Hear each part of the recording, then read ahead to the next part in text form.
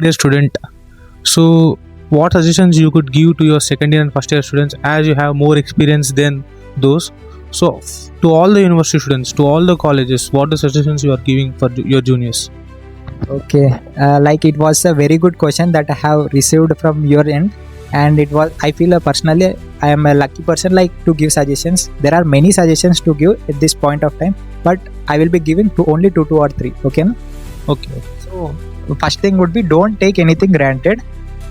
okay, So granted means like 50%. I personally feel if you take any work, you needed to consider 50% and 50%. Like we were working hard and you have got good marks in exam. You have worked 50%. That's why you have got 50%. With that 50% of hard work, you have got 100% of result. 50% and 50%. That's what I wanted to say.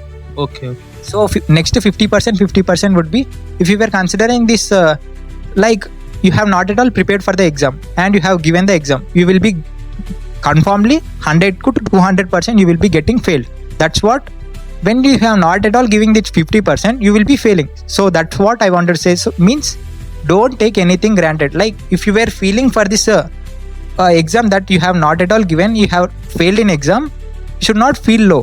For this, how much time you have didn't spend for that particular exam, you should feel for that. I should particularly give for next time. I should not repeat this next time. I wanted to study not very good. I should study very well and I should secure the marks. That like you have to have this mentality.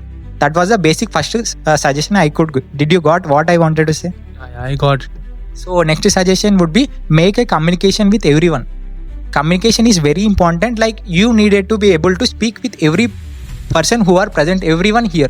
You needed to be having very good communication skills rather than your marks and your skills. You should have a very good communication, because communication is the only key that you could communicate with your marks or resume at the end of the interview.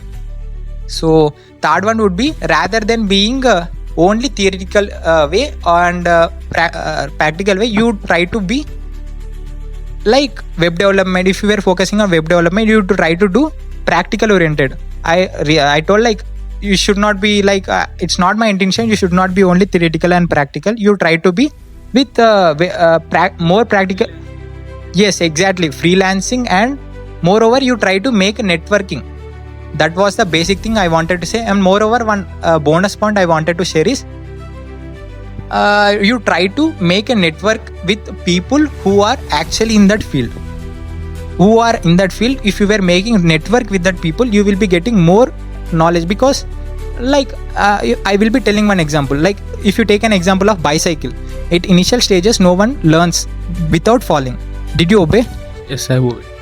So the same situation would be drastically, like if you were falling down and going up, falling up and going down.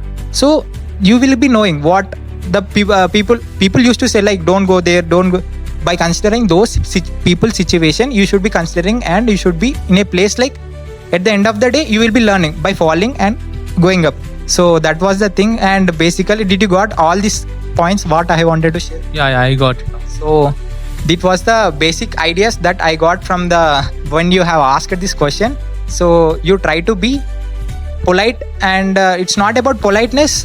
You try to be communicating with everyone. It's don't be like a fellow who is sitting in first bench and try to listen in every class.